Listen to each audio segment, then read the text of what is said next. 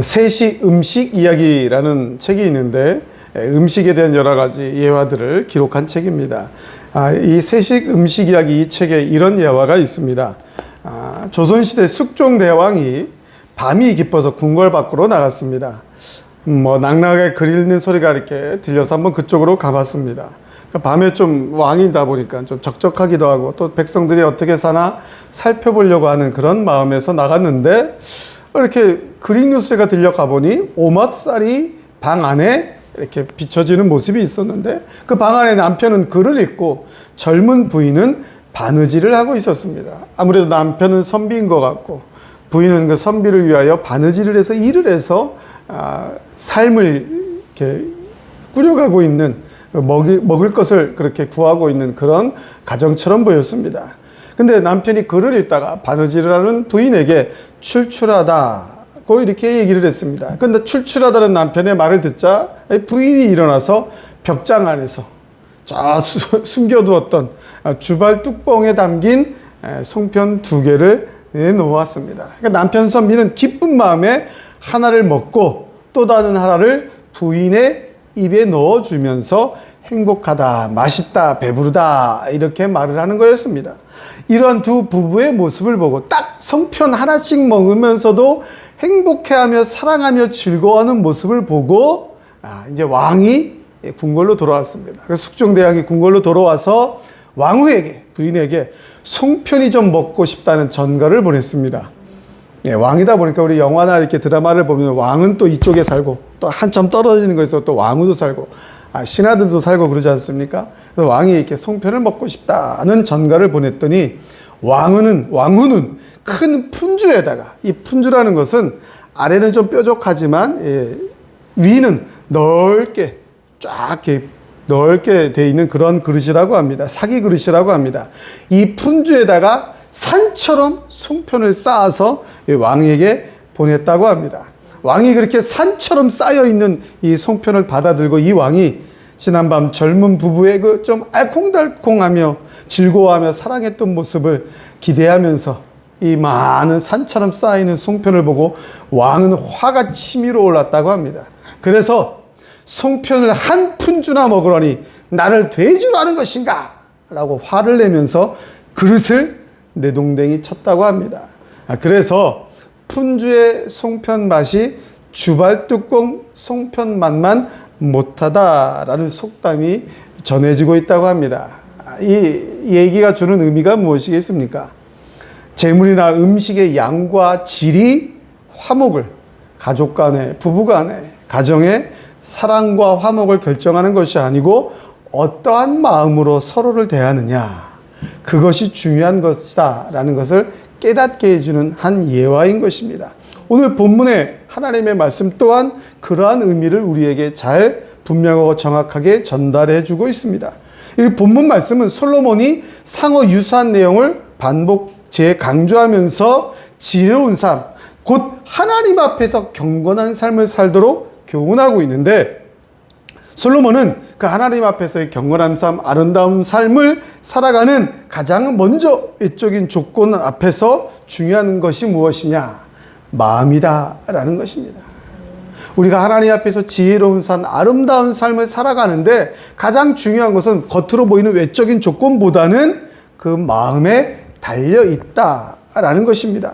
사람의 행위나 삶에 대한 태도는 외적인 조건에 의해서 영향을 받기도 하지만 보다 근원적으로는 그 사람의 마음에 의해서 결정된다라는 것입니다. 그러므로 사람에게 가장 중요한 것, 진정 중요한 것은 외적인 조건이 아니라 마음이다라는 것입니다. 그래서 마음이 바른 사람은 마른 떡 한 조각만 있어도 화목하며 선을 행하면서 사는 반면에 마음이 악한 사람은 육선이 가득하고도 다투며 온갖 악을 행하게 된다라는 것입니다. 가정의 달을 맞아 살아가는 우리의 삶 가운데 특별히 가정 안에선 마음이 더욱더 중요합니다. 가족들의 구성원들끼리, 가족의 그 구성원들, 부모님과 자녀들, 또 형제들끼리의 삶의 방법 가운데서 가장 중요한 것은 바로 그 모두의 마음입니다. 이 마음에 의해서, 마음의 어떤 결정에 의해서 가족의 화목이 달려 있다라는 것입니다. 외적인 조건이 아무리 좋다 할지라도 마음이 서로를 향해서 대적하고 있다면 다툼이 끊이지 않을 것이요. 좀 재물이나 물질은 부족하더라도 그 마음이 서로를 향한 사랑의 마음이라면 다툼이나 대적보다는 사랑의 마음으로 서로 이해하며 살아갈 수가 있다라는 것입니다. 가정의 달이라고 하는 5월을 맞아 삶을 살아가면서 우리의 생명의 근원 되신 하나님께서 모든 것이 다 하나님께로 난 것임을 우리는 분명히 깨닫고 하나님이 주신 삶, 하나님이 주신 가정 안에서 더욱더 선한 마음, 사랑의 마음으로 화목한 가정을 이루시며 하나님의 선한 일에 쓰임받는 우리 성도님들 다 되시길 주님의 이름으로 간절히 축원합니다. 화목을 이루느니라. 첫째로 화목을 이루기 위하여 우리 서로 노력해야 합니다. 우리 1절 말씀을 같이 한번 읽겠습니다. 1절입니다. 시작.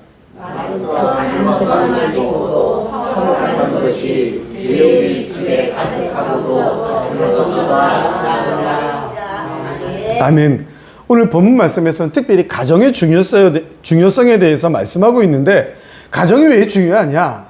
가정은 하나님께서 제정하신 창조 질서 속에 세워진 인간들에게 주신, 우리들에게 주신 사회의 최소 단위입니다. 하나님이 직접 제정하신 이 가정의 규칙과 가정의 모범을 통해서 우리 인간들이 서로 살아가는데 사회성을 기르는데 가장 중요한 것을 배우고 이런 사회적인 단위의 가장 최소 단위이기 때문에 가장 기본적인 구성원이기 때문에 가정이 중요하다라는 것입니다.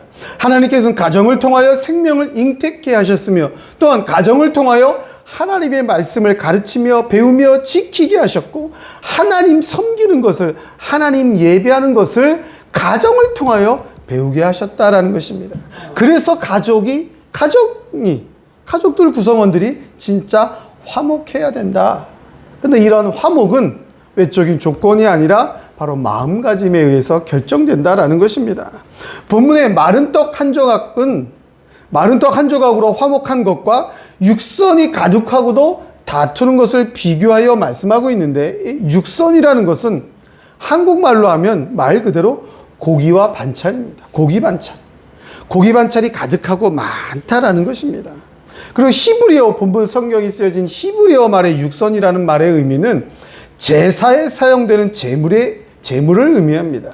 그때 당시에 이스라엘은 감사제나 화목제사를 드릴 때에 짐승을 드리지 않습니까? 동물을. 드려서 일부는 하나님 앞에 제사를 드리면서 태워드리고 또 일부는 그 남겨진 것들은 그 감사제와 화목제를 드리고 남은 가족들이 그것을 먹으면서 나누는 전통이 있었습니다.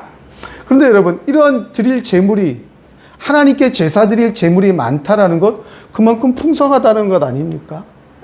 하나님께서는 제사를 드릴 때 그 형편에 따라서 드릴 수 있는 짐승의 종류를 정해 주셨는데 고기가 많다라는 것, 그만큼 많이 드릴 수 있는 부유한 집안이다라는 것이죠. 또 많이 드렸으니까 일부는 태워드리고 일부는 가족 구성원들끼리 풍족히 먹으면서 서로를 향해 마음을 나눌 수가 있었다라는 것입니다. 그런데 그렇게 많은 재물이 있으면서 하나님 앞에 제사도 잘 드렸는데 가족끼리 다툼이 있다. 그 많은 것을 먹고 나누면서 잘 먹었는데 그것을 가지고 다툼이 있다. 화목하지 않다라는 것입니다. 이 다툼이라는 말은 본문에서 의미하는 것은 육체적인 싸움, 그 다음에 말로 언어적인 싸움, 법률적인 싸움, 모든 것을 다 의미하는 것입니다. 잘 먹고 배불리 먹었는데 그 마음이 가족 구성원들의 그 마음이 서로를 향해 대적하고 있다는 것입니다. 그렇기 때문에 다툼이 있다. 육체적으로도 싸우고 언어를 가지고 말로도 싸우고 법률적으로까지도 싸우고 있다. 쉽게 말해서 가족끼리 사랑하기 위해 노력하지 않고 있다는 것입니다. 자기만 내세우는 것이지요. 내 생각, 내 행동만 내세우는 것입니다. 서로 간에 그 마음을 이해하려고 하지 아니하고 서로의 마음의 중요성에 대해서 어떻게 표현할까, 사랑의 마음을 어떻게 표현할까 서로 노력하지 않고 있다는 것입니다. 자기의 생각, 내 행동만 먼저 내세우고 있다는 것입니다. 그러다 보니 대적하며 싸우게 되는 것입니다. 아무리 많은 좋은 것을 먹고 배부른다 할지라도 나만을 드러내다 보니까 서로를 대적하며 싸우게 되는 것입니다. 그리고 본문에 나온 이 마른 떡이라는 것은 누룩을 넣지 않은 딱딱한 빵입니다. 누룩을 넣지 않은 딱딱한 빵이기 때문에, 딱딱하기 때문에 씹기가 불편하기 때문에 먹으려면 음료나 물에 적신 후에 먹을 수가 있는 그런 소량의 음식을 말하는 것입니다. 이러한 마른 떡이 있다라는 얘기는 그만큼 매우 곤란한 생활이다. 풍족하지 않은 가난한 삶을 상징적으로 표현하는 것입니다. 그런데 그 마른 떡을 먹으면서 화목하다. 이 화목이라는 말은 휴식하다, 번영하다라는 의미로 하나님께서 주시는 축복의 특징을 의미하는 것입니다. 즉 물질적으로는 좀 가난하여도, 먹을 것은 좀 부족할지라도 가족 구성원들 사이에는 하나님께서 주시는 축복으로, 하나님께서 주시는 평안으로 말미암아 휴식하고 번영을 누리고 있다라는 것입니다. 여러분, 왜 하나님께서 주시는 축복이 있겠습니까? 왜 마른 떡을 먹는 가정에 하나님께서 주시는 평안이 있겠습니까? 가난하면 다 하나님이 주시는 축복이 있고 부자면 다 하나님이 주시는 축복이 없겠습니까? 절대로 아닙니다. 축복의 근원이 하나님이다라는 것입니다. 마른 떡을 먹으면서 물질이 부족하기 때문에 그 마음 중심이 이 물질에 가 있는 것이 아니고, 이 풍족한 물질에 있는 것이 아니고 마음이 하나님께 가 있다는 것입니다. 우리 가족들 간의 구성원이 누리는 축복은, 평안함은, 휴식은, 번영은 지금 우리 눈앞에 보이는 이 마른 떡 얼마 안 되는 식량에 있는 것이 아니라 하나님께 달려 있다라고 마음이 서로 고백을 하고 있다라는 것입니다. 그러나 여러분, 많은 재물이 있다 보면 그 눈에 보이는 재물에 자꾸 마음이 가게 되는 거예요. 그 눈에 보이는 재물에 마음이 가다 보니까, 신경이 쓰이다 보니까 가족들 구성원의 여러 가지 형편이 아닌 지금 내 눈에 보이는 많은 재물에 마음이 가다 보니까 내 주장만을 하게 되는 겁니다. 그 재물을 내가 조금 더 먹어야 되는 거죠. 그 좋은 것을 내가 조금 더 많이 취해야 되는 겁니다. 거기에 마음이, 내 중심이 거기에 가다 보니까 다툼이 되는 거예요. 그 내 눈에 보이는 것에 신경을 쓰기보다는 보이지 아니하는 하나님께, 그 하나님께 예배드리는 그 하나님의 절대 주권을 인정하는 곳에 내 마음의 중심이 더 가 있다 보니까, 하나님을 먼저 인정하다 보니까, 그 하나님께서 나에게 허락하신 가족 구성원들을 하나님이 주셨다라고, 하나님이 허락해 주셨다라고 인정하며 보니까 사랑을 위하여 서로 노력하고 더 표현하게 된다라는 것입니다. 그래서 시편 37편 6절에 의인의 적은 소유가 많은 악인의 풍부함보다 승하도다 말씀하고 있고, 또 잠언 15장 16절 17절에도 가산이 적어도 여호와를 경외하는 것이 크게 부하고 번대하는 것보다 나으니라. 여간 채소를 먹으며 서로 사랑하는 것이 살찐 소를 먹으며 서로 미워하는 것보다 나으니라고 말씀하고 있습니다. 여러분, 서로 노력하는 것입니다. 무엇을? 하나님을 먼저 보는 것을. 하나님을 먼저 보기 위하여 서로 노력해야 됩니다. 하나님이 나에게 부모님을 허락해 주신 것이고, 하나님이 주신 부모님을 통하여 내가 나왔구나. 하나님의 대리자로 나에게 하나님이 부모님을 주셨구나. 이 자식은 내가 낳은 것이 아니라 하나님이 나에게 허락해 주신 하나님의 자녀구나. 그렇게 서로 노력을 할 때 사랑하며 품어줄 수 있지 않겠습니까? 여러분, 안타까운 얘기지만 뉴스에 보면 부모가 자식을 함부로 해서 때리고 부탁하고 어린아이를 뉴스에 많이 보지 않습니까? 어떻게 대했는가? 폭력적으로 강압적으로 하다 보니까 자식들이 죽게 되고. 그거 왜 그렇습니까? 내 마음이 하나님께 가 있지가 않은 거예요.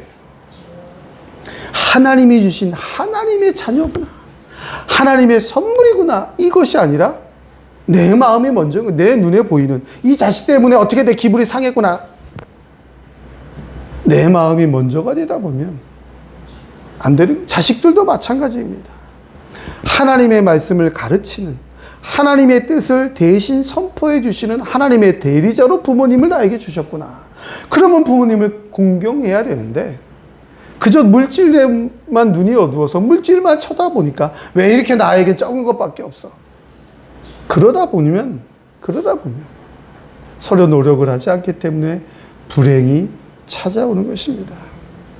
성도 여러분, 신앙인의 가정은, 우리 성도들의 가정은 더욱더 화목해야 됩니다. 화목하기 위하여 더욱더 서로 노력해야 됩니다. 그 마음을 서로 더 표현해야 됩니다. 왜 그렇습니까? 하나님을 경외하기 위하여, 하나님을 더 잘 예배하기 위하여, 하나님을 더 뜨겁게 찬양하기 위하여 화목해야 됩니다. 뭐 저도 아무리 제가 목사라도 저도 사람인데, 제 부부끼리 싸우고 주일 아침에 열받아가지고 한 소리 하고 촉촉촉 막 그러고 와 설교가 나오겠습니까? 좀 전까지 집에서 네가 잘났네 내가 잘났네 뭐 그러려면 나가 살아 찢어져 막 그러고 교회 와서 제가 화목합시다 사랑합시다 이게 되겠습니까? 절대 안 되는 거예요. 교회 오기도 싫은 거예요. 설교하고 싶지도 않은 거예요. 그러니까 더 사랑해야 되는 거예요. 저는 목사이기 때문에 하나님 말씀을 설교하기 위해서, 더 힘있게 뜨겁게 설교하기 위해서 더 노력해야 되는 것입니다. 부인도 마찬가지입니다. 성도님들도 그렇지 않습니까? 막 좀 전까지 자녀에게 어쩌고 저쩌고 왜 공부를 이것밖에 못해? 너 이래서 서울대 가겠어? 너 이렇게 가고 나가 살아! 그리고 교회 와서 은혜, 모든 것이 은혜, 이 되겠습니까? 절대로 안 되는 거예요. 부모님한테 왜 재산이 이거밖에 없으니까 엄마가 나한테 해준 게 뭐가 있어? 막 소리치고 교회 와갖고 임마누엘 찬양이 되겠습니까? 고마워라 임마누엘 이 찬양이 나오겠습니까? 절대로 안 나오는 거예요. 가식적인 것입니다. 그래서 우리는 더 가족이 화목해야 됩니다. 더 노력해야 됩니다. 내가 아버지를 사랑하고 있다고, 내가 자녀를 사랑하고 있다고, 내가 부인을 사랑하고 있다고, 남편을 사랑하고 있다고 더 표현하고 더 노력해야 됩니다. 왜? 하나님을 더 잘 섬기기 위하여, 하나님을 더 온전히 찬양하며 예배드리기 위하여 가족이 화목해야 되는 것입니다. 사랑하는 우리 드림교회 성도님 여러분, 하나님을 더 온전히 섬기며 경외하며 예배드리기 위하여 더욱더 화목을 이루기 위하여 노력하시는 성도님들 되시길 주님의 이름으로 간절히 축원합니다. 둘째로 화목을 이루기 위하여 서로에게 관용을 베풀어야 합니다. 우리 9절 말씀을 같이 한번 읽겠습니다. 9절입니다. 시작. 허물을 덮어주는 자는 사랑을 구하는 자요 그것을 거듭 말하는 자는 사는 것을 유하는 자니라. 아멘. 아멘. 화목하기 위하여 서로의 노력하면서 사랑의 마음을 표현한다면 그 사랑의 마음을 표현하는데 가장 중요한 것이 무엇이냐? 무엇을 노력해야 되냐? 바로 서로에게 관용을 베풀기 위하여 정말 노력해야 된다라는 것입니다. 본문에서 이게 허물을 덮어준다라고 했는데, 덮어준다라는 얘기는 남의 잘못을 실제적으로 용서하고 잊어버리는 태도를 말하는 것입니다. 잊어버리는 거예요. 내가 용서해 줄게. 그러면서 다 기억하고 있으면 그럼 그것이 용서입니까? 결국은 다투다 보면 그것이 또 나오는 거예요. 오늘 잘못한 것 잊어버렸다고 했는데, 용서해 준다고 했는데 계속 가슴속에 담아두고 있다면 그 다음에 마음을 통하여 나올 수밖에 없는 거예요. 너 그때도 이랬지. 너 그때도 나한테 이렇게 했지. 그러더니 또 이렇게 하지. 그것은 용서도 아니고 관용도 아니다라는 것입니다. 그리고 이간하는 자, 이간하다라는 말은 상대방의 약점을 지적하고 치부를 들춰내어 그 사람을 괴롭게 하는 것을 말합니다. 이러한 의미에서 본절의 말씀을 다시 잘 해석을 하면 허물을 덮어주게 되면 사랑을 받게 되지만 허물을 자꾸 들춰내게 되면 친한 친구로부터도 멀어지게 된다. 그런 의미입니다. 여러분, 잘못한 것을 나도 압니다. 잘못한 걸 모르는 사람이 어디 있겠습니까? 알지만 또 하는 거죠. 뻔뻔한 죄인들을, 그것이 바로 죄악에 관영한 이 세상을 살아가는 우리들의 모습 아닙니까? 알긴 알아요.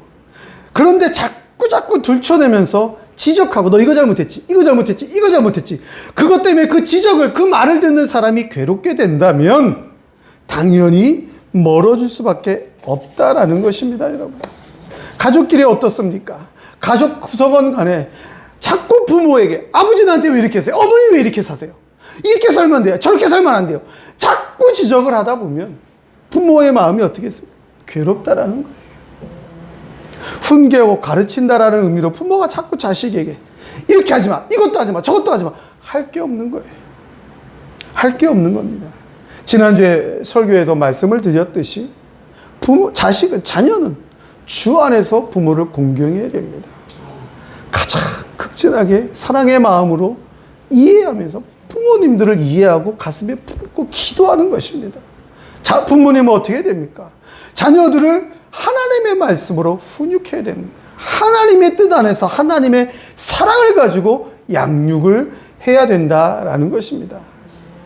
서로 간에 잘못이 있을 때, 표현할 때 부족한 부분이 있을 때, 또 잘못한 부분, 나는 잘한다고 했는데 그것이 나에게는 마이너스가 될 때도 그러게 아니었지라고 이해하고 덮어주고 그러한 잘못들을 다 잊어버리는 것입니다. 그렇게 감싸줄 때에 사랑의 관계를 회복하고 화목한 가정을 이룰 수가 있는 것입니다. 여러분, 예수님이 이 세상에 오셔서 감당하신 사역이 무엇입니까? 예수님이 이 세상에 오셔서 감당하신 사역, 그 중심이 무엇입니까? 병 고치는 사역입니까? 죽은 자를 살리는 사역이었습니까? 아니면 물고기를 잡는 베드로와 그 많은 제자들에게 나타나셔서 만선이 되도록 깊은 데 가서 그물을 던져서 만선이 되도록 고개 잡아 올리게 하는 그것이 예수님의 공생의 주된 사역이었습니까? 무엇이 예수님의 사역이었습니까? 바로 저와 여러분을 사랑하시어 십자가 위에서 예수님 당신의 몸을 찢고 물 한 방울 피 한 방울 남기지 아니하고 다 쏟아내신 하나님의 진노를, 죄인들을 향한 그 하나님의 무서운 심판의 진노를 예수님이 홀로 십자가 위에서 다 받아내시어 저와 여러분을 구원해 주신 그 사랑, 그것이 예수님의 공생의 사역의 중심입니다. 그것이 바로 예수님입니다. 그렇다면 그 예수님, 우리를 구원해 주신, 우리를 사랑해 주신 그 예수님의 그 사역, 그 사랑에 우리가 뭐 한 것 있습니까? 구원받기 위해 우리가 뭐 한 것 있습니까? 교회 다니기 위하여 뭐 한 것 있습니까? 아무것도 없지 않습니까? 그냥 받은 것입니다. 예수님이 우리를 사랑하셔서 그냥 받은 거예요. 예수님이 우리를 너무나 사랑하셔서 천국을 그냥 받은 거예요. 예수님이 우리를 너무나 사랑해서 영원한 생명을 그냥 받았습니다. 예수님이 이것은 잘못했고 이것은 이렇게 고쳐야 되고 이것 고치지 않으면 안 되고 앞으로 이것 고치지 않으면 다시 사랑을 뺏고 구원을 뺏고 영생을 뺏고 그런 것 없습니다. 다 받아주시고 다 사랑하셔서 구원, 영생, 천국을 주신 것입니다. 우리 가족들 간에 바로 이것을 전해주는 것입니다. 물론 부족합니다. 나아갑니다. 언제 바뀔지 모르는 것이 바로 저와 여러분 이런 악한 인간들의 본성입니다. 그럼에도 불구하고 이것을 드러내는 것이 아니라 상대방의 잘못, 부족한 부분을 잊어버리기 위하여서 감싸주기 위하여서 오히려 더 사랑한다고 표현하기 위하여서 노력할 때에 가족은 화목할 수가 있는 것입니다. 사랑하는 성도 여러분, 오늘 성경은 가족의 화목을 말씀하고 있습니다. 그 화목은 서로의 사랑의 마음을 표현하면서 노력하면서 관용을 베푸는 것입니다. 즉 하나님을 먼저 보고 우리 눈에 보이는 외식적인 가식적인 것이 아닌 보이지 아니하는 하나님을 먼저 보고 그 하나님의 뜻과 하나님의 말씀을 가슴에 새기고 그 하나님의 말씀과 하나님의 뜻 앞에 비추어 보이는 가족들을 대할 때 그 하나님의 뜻을 실현하기 위해 서로 노력하며 관용을 베풀 때 가족은 화목할 수 있습니다. 우리 교회도 마찬가지입니다. 교회의 큰 건물만 본다면 성도가 안에 교회에 온 그 직분에 따라서 목사, 장로, 권사, 성도라는 그런 직분만 보다 보면 교회는 대적의 관계밖에 될 수가 없습니다. 교회는 예수님의 사랑으로 모인 공동체입니다. 그래서 교회는 하나님의 뜻, 예수님의 사랑을 먼저 깨닫고 먼저 실천하는 그러한 교회가 되어야 되는 것입니다. 건물의 크기나 성도의 숫자에만 관심이 있다 보면, 교회의 외적인 모습에만 치중하다 보면 역시 다툼이 있을 수밖에 없습니다. 잘못을 이해하고 감싸줄 수가 없다라는 것입니다. 적은 것이라도 하나님의 교회를 위하여, 작은 것이라도 하나님의 영광을 위하여 서로 감싸주고 희생하고 이해하며 노력할 때에 진정한 하나님의 교회는 온전히 하나님의 뜻을, 하나님의 사명을 감당하는 교회가 될 수가 있는 것입니다. 하나님만을 경외하며 하나님의 은혜 안에서 화목한 가정을 이루시어서 그 화목한 가정의 신뢰와 평안으로 교회 안에서도 서로 이해하며 마음을 같이하며 노력하여서 하나님의 뜻을, 하나님의 맡겨주신 사명을 힘있게 감당하며 하나님의 영광을 높이 드러내는 우리 모든 성도님들이 다 되시길 우리 주님의 이름으로 간절히 축원합니다. 축원합니다.